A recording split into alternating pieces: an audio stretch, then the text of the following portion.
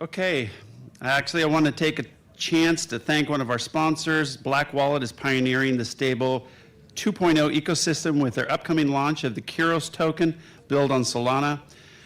Through an anti-inflationary matrix and a cadre of developing supporting companies, Kyros hopes to work with new and established cryptocurrency, blockchain companies, and more in order to increase crypto compliance and crypto acceptance around the world. So our next panel is this. It's the future of stablecoins, CBDCs, and crypto. There's been no shortage of news, opinions, and conflicts over the battle lines being drawn between crypto, stablecoins, and CBDCs, advocates. Our next panel will share their insights on the subject. Sary, do you have your team here? Right, hi. Okay, Darrell, please, Mr. Corey Finn. Here you go. Right, so.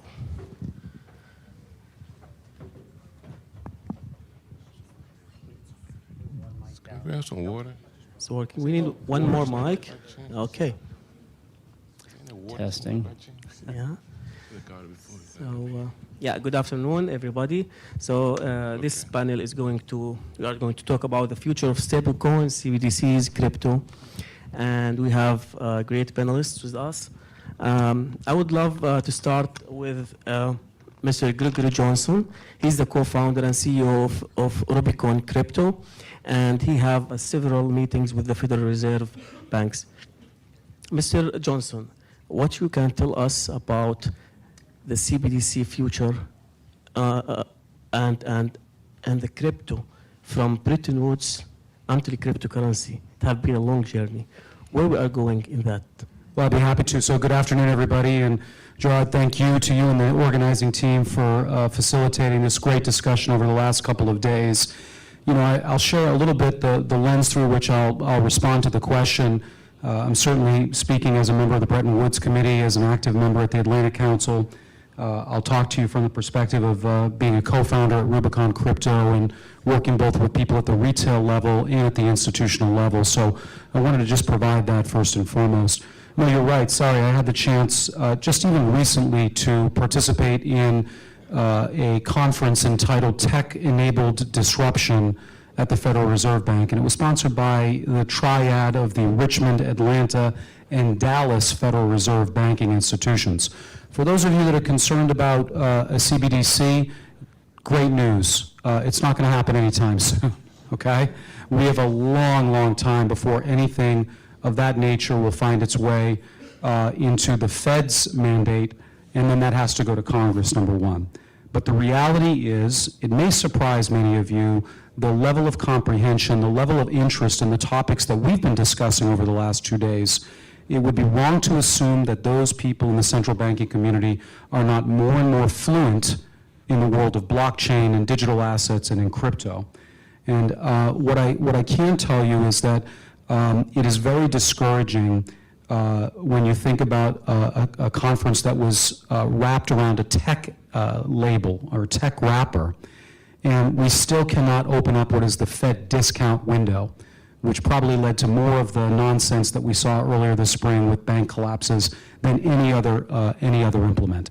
So we have a very, very long way to go before you're going to see any type of CDC proliferation. But this is going to happen. It is going to happen, but it's no time soon. Okay, thank you so much, Johnson. I'll go to my next panelist here, Ms. Benedetta Audia. And you are the partner and chair of International Development Practice of DLA Piper and member of a lot of projects around the world with the United Nations. Tell us about the United Nations rules in all of this, what's happening in the world right now. Thanks, everyone. It's really a pleasure to be part of this panel and and contribute to such an important discussion. If that's okay, I'd like to take a step back a little bit. Please. And tell you something about my path, and I think that's where I'd like to share it because that's going to explain some of the things that I will be discussing. And then I would also like to say a few things about the UN structure, because of course, Dino and Rosemary have been, incredible ambassadors of the UN, but the UN world is very complex. It is. And it has a constellation of UN organizations that are involved in very important, life-changing activities in places where beneficiaries need the development world the most. So as you were just pointing out, I just joined just 6 months ago, actually, DLA Piper, which is one of the world's largest law firms, to set up a new practice focusing on international development. And the practice is attempting to bridge the gap between the private sector, governments, and the development community. What I bring to the firm is my long-standing experience with the UN, where I was for 17 years. And at the UN, I was one of the first ones who started talking about blockchain and cryptocurrency.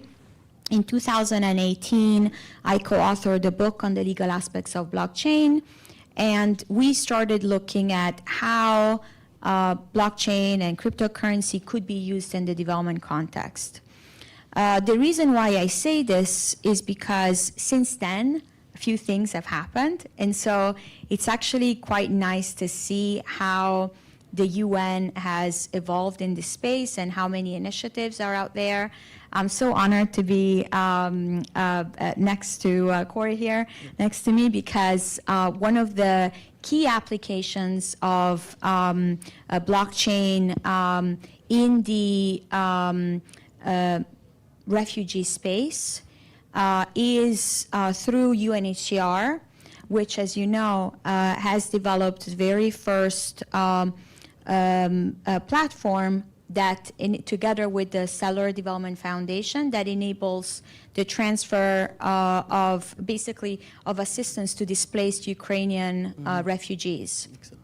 And so it distributes Circle into a vibrant digital wallet. Okay. Maybe I'm going to stop here because otherwise I'm going to be speaking. Let me interrupt you. I have a question for you. Now, like the people all around the world always recognize the United Nations as the unbiased place, as the place of the people, because they always develop countries and helping countries. If we go more realistic about what's going on now in the future of money, we see a lot of crypto and Bitcoin extremists, if you would say, and a lot of people is going more to the CBDC and the infrastructure of the central banking that we have been in there.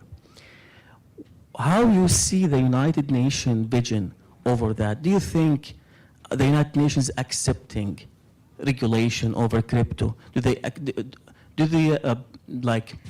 adopt the SEC position on that, or they don't just touch any of this stuff? Just like.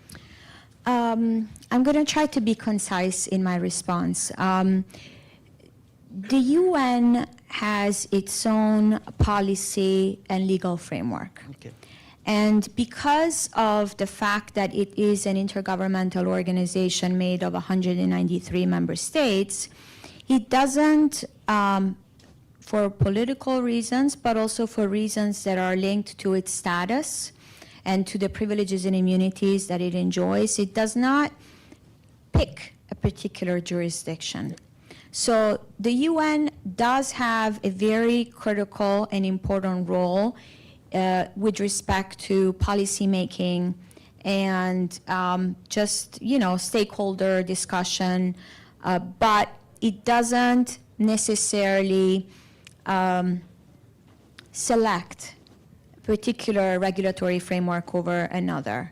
So regulation is something that the UN always advocates for, but without a particular preference, especially in the absence of an international treaty in this area. Excellent. So what would be advisable in this area is to bring the UN into critical decision-making processes to enable that development perspective to come into play. But it can't endorse that. What I want to say is that it can't endorse any particular choice made by certain jurisdiction. It always has to be above. Excellent. Yeah, that's a fair answer. And I will go now to Mr. Corey Thin. He's the Vice President of the Global Policy at Circle, a fintech company that's well known and issues the largest U.S. regulated dollar digital currency, USDC. Mr. Corey Thin, we're glad you are here with us. Can you tell us more about the future of the stable coins? Yeah, thanks for the question. And again, thanks to be here with everyone. This is exciting. Thanks, Gerard and Kathy, for the labor of love that you've put together. And I think Benedetta has made my job a little bit easier because she's brought up one of the most critical, greatest uses of stablecoins. And I'm honored to be next to you after 17 years at such a wonderful organization. The future of stablecoins is really, really bright. The reality is money is digitizing. It is digital today, but it runs on 40-year-old Oracle servers that don't settle instantaneously, and that has all sorts of problems in a cross-border context and otherwise, right? So the world is ready for an upgrade of the infrastructure that moves money. We at Circle envision a world where money moves around essentially like email, right? When you send an email to a friend in Europe or the Middle East, you don't wonder whether they have Gmail or Hotmail on the other end. You might put it into the address, right? But it doesn't matter. And you don't think about the price, and you don't wonder if it's going to take 7 days to arrive. That's how money moves today. And so this is just the next layer of putting money on the internet. So we at Circle, what we talk about stable coins. It's really kind of a term that was kind of inherited. It's probably not our preferred term. What we like to talk about is digital dollars. All we're really doing is changing the form factor of a dollar. We do that by having really, really conservative reserving standards so that you can always meet that show me the money test. If somebody wants their dollar back, they will receive it, right? So if you give Circle $1 today, 80 cents goes into T-bills, 20 cents goes into cash at U.S. regulated financial institutions. We think that that's critical. Let me ask you this question now. Now, Circle is a huge company. You have been dealing with billions of dollars in USDC. Does your solution solve any of the inflation problem that's going on in the world, or it's not touching, it's just the financial services over what we're having in economy? So I think I would need Jay Powell to speak to the macroeconomic effects. but what I will say is this. We think about USDC, about dollar access, safety, and competitiveness in the world, right? And the reality is there is a thirst for dollars, and that's a very good thing for America. I think we all sort of understand the advantages that we have for having the world's reserve currency, right? I've been to places all over the world, but in particular one sticks out. When I was a practicing attorney, I had a case in Venezuela for many years. And when I went down there, immediately when I got off the plane, the police came over and tried to get my U.S. cash, right? I was warned that that was going to happen, and it took a steel nerve to say no. I was probably trembling inside. But why did they do that? Because they had a false peg to the dollar. At the time Chavez was president, it was Bolívares Fuertes. And they wanted U.S. dollars. That exists all over the world today, still Venezuela, but many other countries that are experiencing hyperinflation and where they simply can't trust their own currency. So USDC allows for that access, and we believe that's a good thing. We think it's a humanitarian thing, and frankly, a thing that should make governments around the world, raise their game a little bit, so that they're doing right by their people. I know you have another question, but real quick. Please, go ahead. Just since Benedetta brought up the UNHCR. So what USDC is doing with the UN is really revolutionary. It could totally change how aid moves around in the world, and we really thank the UN for their patience in working through that process. But essentially, the UN is vetting the recipients of USDC in advance, and then they use the Stellar blockchain to send it directly to people. If they have an internet connection, there can be bombs going off outside, and they can receive USDC. And then what do they do with it? Well, many people use it as a store of value. They just hold on to it. I have something that's $1. They spend it on chain. Peer-to-peer transactions are rapidly increasing over time. Buying stuff, checkout.com, and if we get some legislation, which I'd love to talk about in a minute, I will cede my time. But or they can cash out at MoneyGram locations, and they can, do that in Poland. They can do it in Ukraine. They can do it wherever they might be going in a displaced way. So it's not only great for the recipients, but from the UN's perspective, aid arrives faster. You can also track precisely where it's going. So I had a friend who was in the military during the Iraq reconstruction, and he was tasked with essentially driving around pallets of cash, trying to give it out as aid. And probably 50% of that got to the right people, and 50% of it got to people we didn't want it to go to, right? So this prevents that. So it really is a revolutionary program.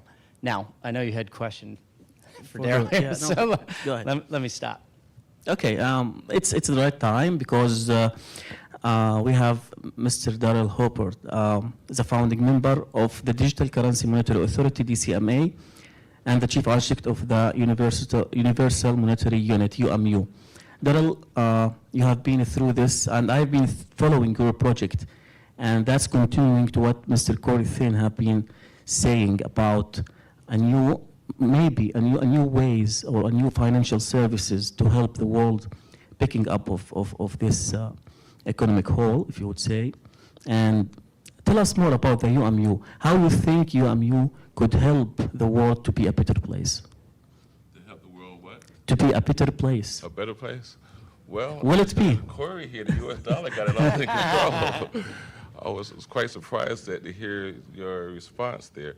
So the actual world is actually, is it on? Yep. Okay. Yeah, so my name is Darrell Hubbard, founding member of the Digital Currency Monetary Authority based here in Washington, D.C. We are, so I would say, the world innovation leader in advocating digital currency solutions for governments and central banks. I've been in this space over 10 years, started with the European Union. My work has been featured in the World Economic Forum, the UN, and I can work with governments around the world. Now, our flagship innovation we announced just about a month and a half ago at the IMF Spring Meeting is called Universal Monetary Unit, Unicorn UMU. It's the world's first international central bank digital currency. Now, it's not a national CBD. I will explain what international CBDC is. It's a gift to the crypto industry. It brings the best of crypto and CBDC together. We can actually implement through a global localization architecture every CBDC in the world through one platform. And when you send money between country A and country B, only the rules of A and B apply. So every central bank can configure their own rules for sanctions, AML, KYC, and we implement and enforce those rules at the time of payment. Now, the number one value proposition for UMU is reversing seasonal and systemic local currency depreciation. Unlike my friend here, Corey, who thinks that USDC is solving the world's problem, most people see the US dollar as a threat to the economy, and they are not trying to embrace the US dollar. The world is de-dollarizing at a rapid pace. The US dollar has lost 20% market share in reserve currencies over the last year or so.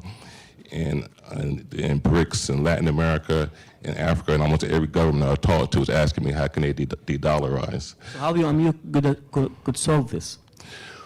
Well, we are not for or against any particular currency. So UMU works alongside any national legal tender.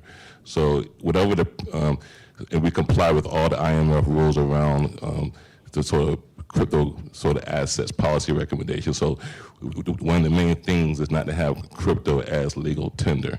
So we advise negotiating contracts in the local currency, and we use UMU as a store of value. So UMU is stronger than any national currency, the dollar, the euro, any particular currency. So people will hold their value in UMU, and at the time of payment, we convert to the local, whatever the legal tender is. The idea is, so imagine if you had your money in gold, assuming gold is strong, right? Gold can fluctuate, but let's say your money was in gold, and at the time you need to pay your groceries or your rent or your purchase agreement, you can say how much gold I need to pay to cover my eggs or to cover my rent. So UMU is really like a sort of I guess you can call it like a digital gold, but except it doesn't fluctuate like Bitcoin. It's actually, if you look at our 5-year history, it's very consistent without the volatility. So we put monetary policy around digital asset or crypto assets to minimize the volatility. And I have read that your coin or your project on the UMU have been studied through the IMF recently. And also when I go to the crypto communities over social media, a lot of them have accused you of being there. What would you can tell us about the IMF studies? Did they really study your project? Yeah, well, when we announced our launch at the IMF, when our press release went out, it got just worldwide attention, but there was a company, a news media called Kitco out of Canada, who rewrote our headlines, and they put IMF unveils unicorn, which was a false and misleading statement. And we got tremendous backlash from that because they thought we put out that headline, and we did not. They corrected it, but a lot of damage had been done, and people were making all kind of false, all kind of news media was contacting us, et cetera, et cetera, et cetera.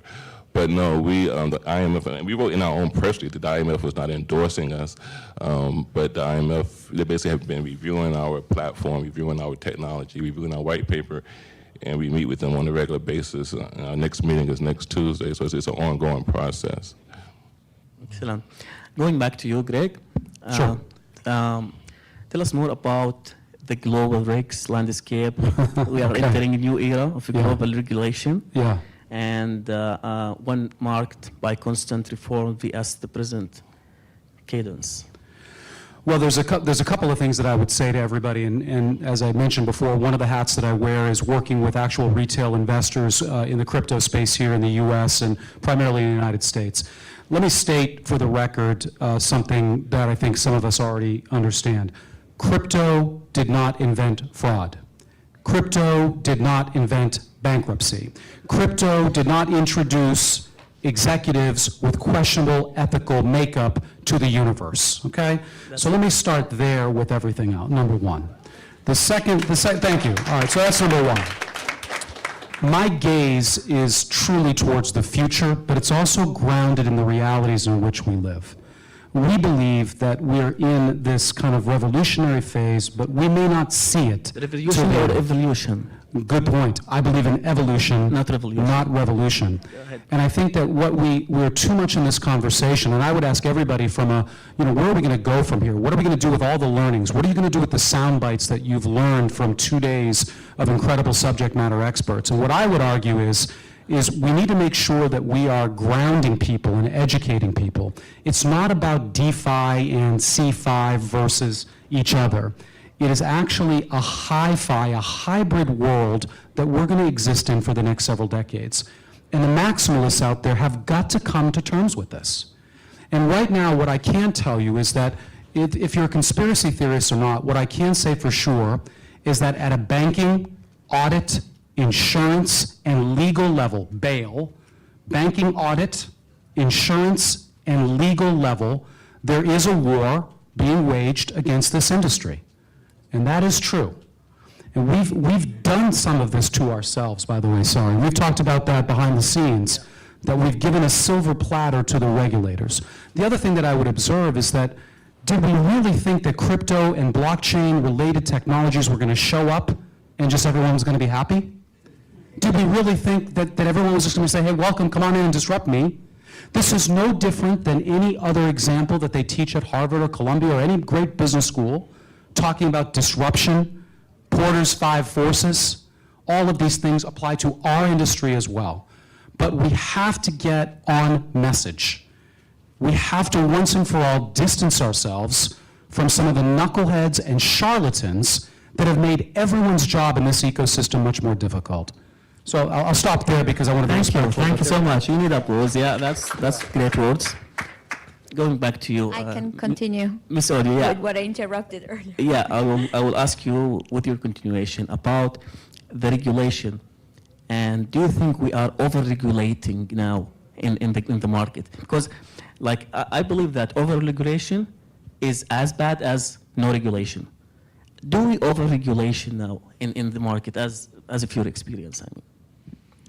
It depends, right? That's Yeah. what a good lawyer would always say.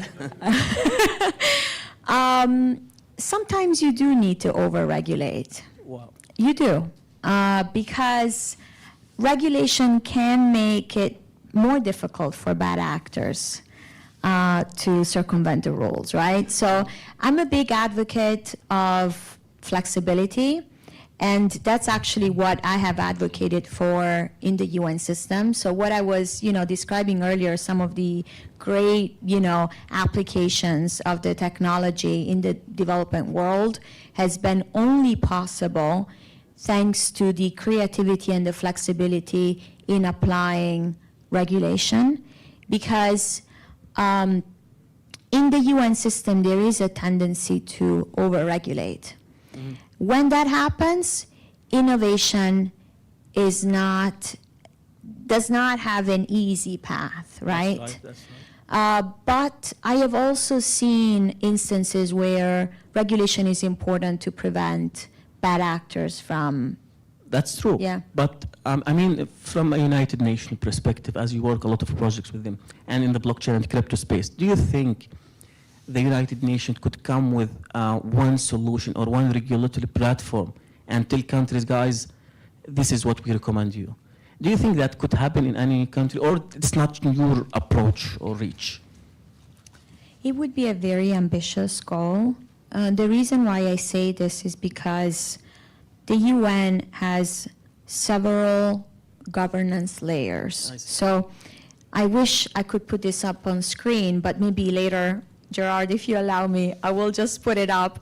I would like you to take a look at the UN chart. I don't know if you've ever seen it. Not the UN Charter, but the UN chart. Okay. One thing I can tell you is that it is very complicated. There are over 50 United Nations system organizations, of which the World Bank is just one of them. Wow. And there are 6 principal organs of the UN and dozens of subsidiary organs. So for the UN to play a normative, global, cogent role in the industry, it would require years of negotiations across sectors, across jurisdictions, taking into account the views of the 193 member states. That's the other point that is a very important one, because we don't need to talk about the composition of the Security Council versus the General Assembly, but in the General Assembly, every state has the same weight. Each state has one vote. So it's, the UN can support. The UN is taking the lead in the use of blockchain and just generally cryptocurrency in the development and humanitarian world. And what Corey was describing earlier in more detail is extremely important, because I personally have worked in several conflict and post-conflict areas, and I've actually seen trucks full of cash that were being delivered to people affected by conflict. Yep. And certainly there is another way. There is another way to do it. And what Greg was saying earlier, I like what you outlined in terms of legal. What were the 3? Legal, audit. What was the third? Banking? Banking, okay. Banking, audit, and legal, the 3 areas. It would be, Insurance. and insurance, Yeah. would be really the aspects that the UN could play even a bigger role in, which would revolutionize aid. We hope And so. the way aid is being delivered. Yeah. Another initiative that I haven't had the chance to talk about earlier, but is very important, is the one led by the World Food Program, WFP, Building Blocks, for those of you who haven't heard about it. It started with a small pilot in Pakistan, and now it has been rolled out in 3 countries and has delivered more than $325 million in humanitarian aid. So, you know, the potential reach and the potential in this space is Huge. huge. Yeah, Exactly. that's right. That's right. So going back to you, Mr. Corey, then have you, as Circle and USDC, do you face any issues, let's say, or obstacles around regulation of USDC inside the United States and outside the United States? Do you face any regulation issues right now, or it's Regulatory issues? yes? Yeah, we do actually. So we welcome more regulation, smart regulation of the space, because I agree with Greg, like we have to get rid of the charlatans, right? So right now, part of the reason that we're really excited about where things are going is that for the first time, there are 2 stablecoin bills out on the street in the open that have been floated by Ranking Member Waters on House Financial Services Committee and Chairman McHenry. So they are actively debating these 2 bills. And what they would both do is provide a framework that requires high reserving, high redemption, and high disclosure standards that you would expect of any safe product. So this would basically allow consumers to know that regulated entities are following, you know, U.S. rules and U.S. anti-crime and anti-terrorist financing rules as well. Unfortunately, now Circle, we have 48 state money transmission licenses, and we comply with FinCEN and OFAC and all those things. There are other tokens in the world that operate from shadowy locales that nobody knows where they're at, with 50-person teams, sound familiar, FTX, that are running $80 billion tokens that don't have money transmission licenses and are essentially reserving in a way that would not be compliant with either of the bills that are being floated right now. So we think it's really important to get this legislation in place. If that happens too, you're going to see a massive flywheel effect. Think about some of the biggest retailers in the world who would love to accept a digital dollar that settles instantly. It's a big difference in like how much they can make essentially through the speed of money if it settles that quickly. And you could also cut out a lot of interchange fees and things that we have today because of the need for a trusted intermediary. So we love banks. We're reliant on banks. We're not trying to disintermediate banks, but there are a lot of efficiencies that could be built into the system if you get legislation in place. Okay, I will go first to Darrell, then I will come back to you, Audia. Darrell, you've been visiting so many central banks all around the world, discussing your project with them. Do you think there is like a percentage of acceptance of one world currency to just be the one world currency for macroeconomics? Okay, I would be very aggressive. Universal Monetary Unit, UMU, is the first, I call it international currency, not a world currency. Yeah. Our response has been very favorable. So just wait for the press releases to start coming. But yes, it will be very dominant in many countries over the next 2 or 3 years. Do you think there's acceptance from countries to deal with that, with the UMU? I just said I'm spending time with central banks on a regular basis. I just spent 6 weeks in Africa. I mean, only with central banks. I didn't get one no yet. So the answer is very strong, and the answer is very positive. And yes, you will see. Just stay tuned for the press releases to start coming. Good luck for you. Audia, I will come back to Audia first because she asked. Please go ahead. Just a minute. I Please. just wanted to echo what you were saying in terms of like the need to have financial intermediary and what that costs. Some numbers, and just to put things in perspective, it has been, there are several studies that show that out of $100 that a donor provides in support of a humanitarian or development project, only $20 reach the actual beneficiary. And part of that is due to the various fees that the institutions involved in the transfer of funds from the donor to the UN organization, to the implementing partner, to the sub-implementing partner, to the mother in Ghana who needs the support charge throughout the whole process.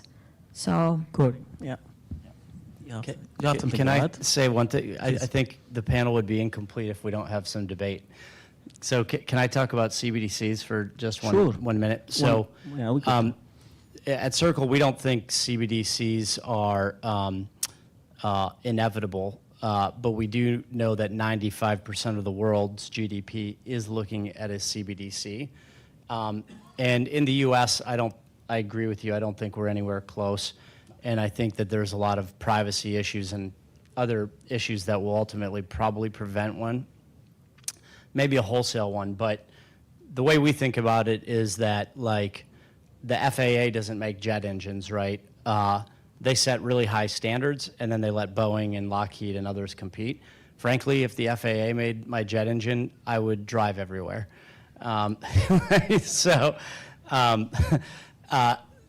But we do think there could be like a role. Nellie Liang recently talked about a CBDC as potentially a backing mechanism for a stablecoin, so part of the reserves. So interesting discussions.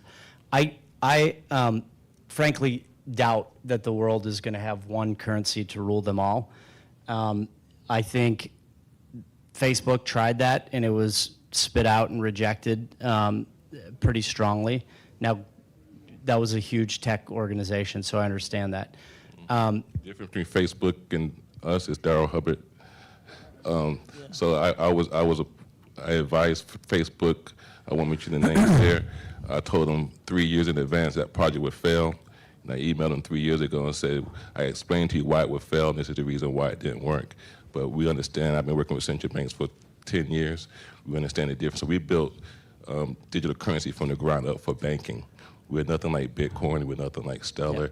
We're nothing like the stable coins.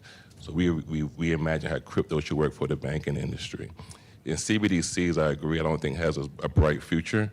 But what we introduced is an international CBDC. It's a big difference. So it's more of a money commodity. So it's a money commodity that functions like a CBDC, but it's not a CBDC. CBDC is done by a national bank. International, it means it's more of a money commodity, but it functions, has a functioning capability of a CBDC, which is quite different. Yeah. Thank you, Darrell. Thank you, yeah, Corey. I might give Greg some time. Just to build off the conversation and a couple of things that I would say. How many of you are concerned about privacy when we have conversations about CBDCs? And I would be one of those individuals. I do not work for the Fed. I have no affiliation to the Fed. But what I would encourage is that everyone that's interested in the conversation, get on the Fed websites, subscribe to the newsletters, go to the public forums that are open. Don't just stay in our silo. Get out and hear what other people are doing, number one. Secondly, if I can borrow from the comedian savant of the United States, Mr. Chris Rock, I think we have selective outrage about privacy. How is it that we have no problem downloading an app where we give permissions to do everything and anything to follow our movements with money, where we are, data location, geo-targeting, everything else, and we have selective outrage at times with respect to money. Now, I understand the nefarious purposes. I understand all of the big government issues, but we need, as an industry, to have common sense and rational exuberance about how we advance these issues to the broader community. Okay? Selective outrage. It's abundant in this particular space. From a regulatory perspective, and I want to come back to it because we did want to talk about that real quickly, is that, again, if we're going to talk about the SEC, make sure you're subscribing to the SEC's newsletters so you can see where they're coming from, what they're saying, what they're doing, and you can then speak in a more informed way about all the hypocrisy that is coming out from these regulatory bodies. But but we're in an important moment right now, sorry, that we really need to educate ourselves better and not just hear our own elevator pitch.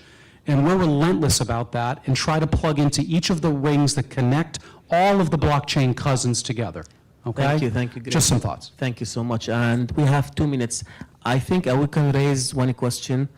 Dino, please. Thank you. I had a question for Corey, just to contribute to the debate. So I'm very familiar with that initiative that you mentioned before.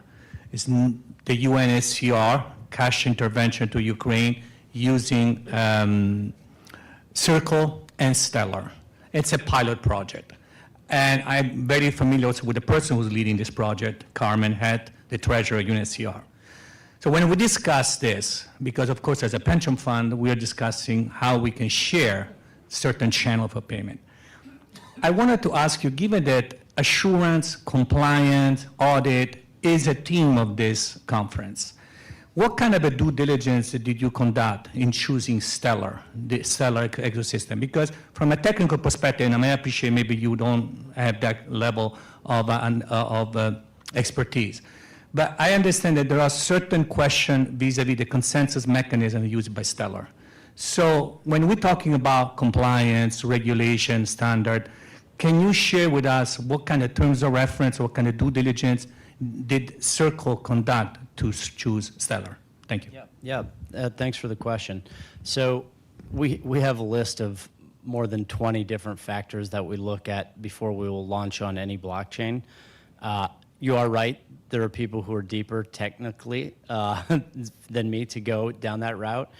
But what I would say is, out of our employee base of 950 people, at least 125 to 150 people are in compliance. There's a team that's dedicated solely to evaluating blockchains, right? We also had to work, I mean, the UN is wonderful, but it's not precisely easy to get through. So we had to meet their standards as well. But I would love to follow up afterwards and connect you with someone if you really want to get down into the technical specs on that. Thank you, Corey. Thank you. I know this like very short panel discussion. Each one of these great minds need another 1 hour to explain more what they have. But thank you so much for being with us, great panelists. Thank you for our audience.